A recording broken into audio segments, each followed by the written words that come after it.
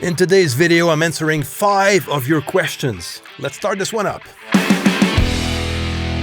Hey, what's going on, my friend? Chris Salim here from Mixdown Online. Now, since we're talking about Cubase in this video, I want to offer you 15% off my online premium course, The Ultimate Guide to Cubase. So if you're struggling with Cubase or you just want to gain way more control and become a Cubase ninja, check it out, The Ultimate Guide to Cubase. The link is down below, and also the coupon code so you can get yourself a 15% off discount. Okay, now let's start with question number 1. Hello, Chris.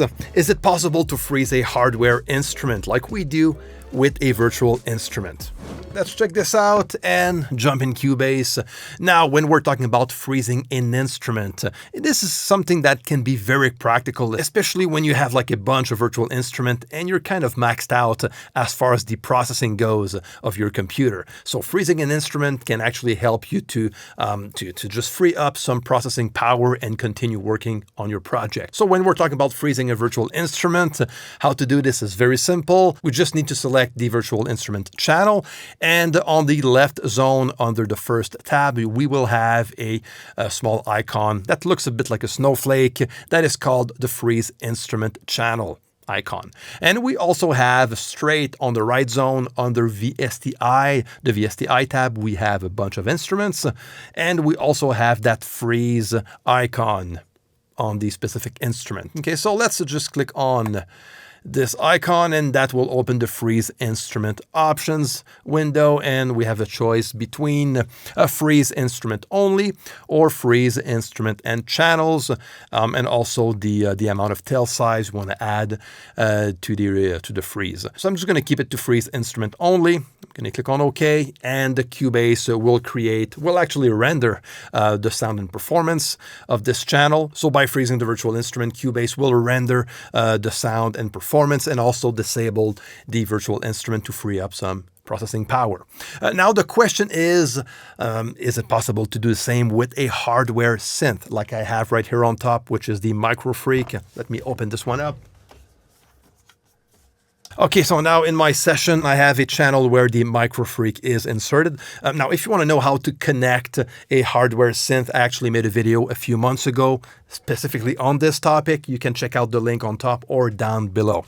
Okay, so now the Micro Freak is on this channel, and I'm actually going to have a quick listen to see how it sounds like.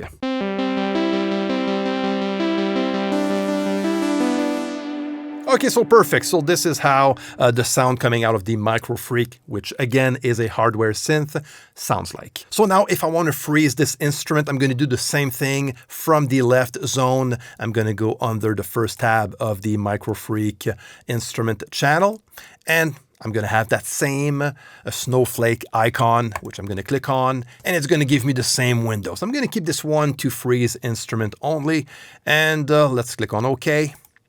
And now Cubase is telling me that since I'm using a hardware synth, it's going to have to freeze the instrument in real time. So I'm going to click on OK. So now my hardware instrument is frozen. From that point, the cool thing is that I can actually use this hardware on another track or another section of the song using another sound, which is actually pretty practical. So even if I turn it off, I'm going to just turn that Micro Freak off, I can listen to the original sound I had with the Micro Freak and also the performance. So this is how you can freeze a hardware instrument in Cubase. And now for the second question that is also related to freeze instruments. Is there a way to commit or bounce a frozen track without unfreezing it? For example, if you don't have access to the hardware that was used originally. Yes, it's possible. So if we go in Cubase and select the event itself that is frozen, now render in place in this case will not work since the instrument is frozen. But what you can do is to click on P once you have your event or events selected, and that will set up the left and right locators on top. From this point, just solo your channel, go under File and click on Export, and then a simple audio mixdown.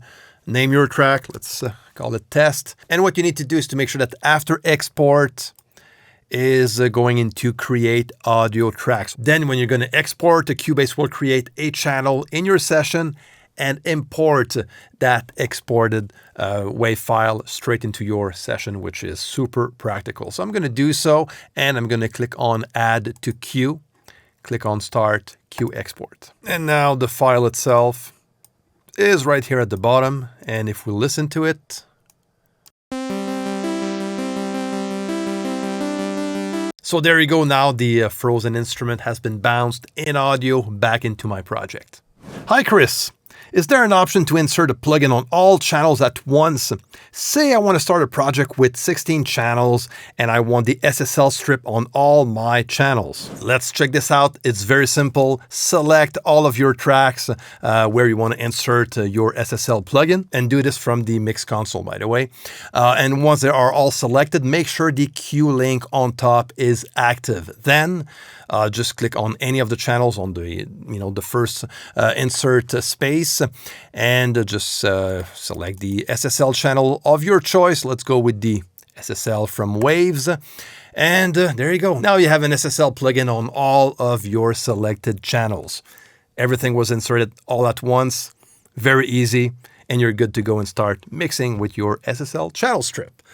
There you go. So now for question number 4. How to solo just the reverb without the source. Okay, I'm going to show you a very easy way that you can do this in Cubase Pro.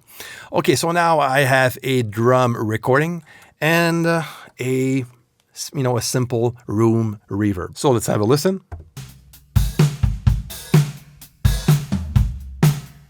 Okay, so what I do to monitor the effect itself with anything else, I use this little guy, the listen mode that we have on each channel. Okay, so how you can do this is very simple to set that up, and this again is only in Cubase Pro.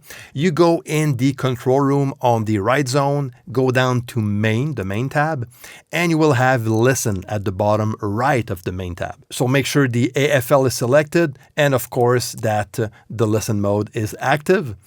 And then the listen level is to unity point, and the listen dim, this is very important, is down at the lowest, because this is going to determine how much of the actual mix you want to hear on top of your listen channel. Okay, so I'm going to bring that down because I don't want to hear nothing of the mix. I just want to monitor what's happening on this specific channel where my reverb is inserted on. Then when I'm going to click on L, I'm going to listen to only the effect of the reverb without the dry signal.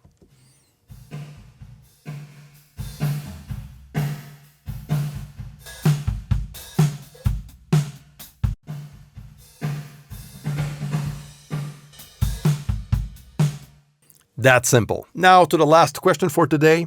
Why adding a stereo track in your mixer when the stereo output, the main master out of Cubase, can do the same job? Very good question, and you're not the first one asking. So if I go into my mix session here, this is what he is talking about. There's the my main mix bus channel, which is simply a group channel track where all of my main instrument buses are routed into. Now this one then goes into the main stereo out channel of Cubase, where I don't have any plugins into. Now, of course, I could have just eliminated this channel and use that main stereo out channel as my main mix bus, and there's nothing wrong with that. That works perfectly. Now, the reason why I decided to keep it this way is simply because when I import my mix template into an existing session, and I use the import tracks from project, I cannot import the stereo output channel. So if I want to import my mix bus needs to be on a group channel track. So that's the main reason why I decided to leave it this way. Now, if I start my mix session from scratch by using like the regular save as template option in Cubase, and then import all of the tracks into this mix session, that's not a problem, because of course that mix template session is going to have the stereo output. But sometimes I just want to import the channels that I have in my mix template straight into an existing session. In that case, it's very useful to have the main mix bus on a group channel track. So that's the reason why I do it this way. but again, that is a personal workflow choice. Now, if you want to know more about how I build my own mix template, you can check out my free masterclass on how to build the perfect mix template. This is a workshop where I share with you my whole process on how I build my own mix template, and you also have access to a free Cubase mix template. It's an empty mix template for you to base yourself on, so you can build your own personalized mix template. So if you want to know more about this free masterclass, check the link down below. All right, my friends, so this is gonna be it for today. Hope you enjoyed the video. If so, share, like, subscribe to the channel if you're not already. Leave your questions and comments also down below. Until next time, take care and see you.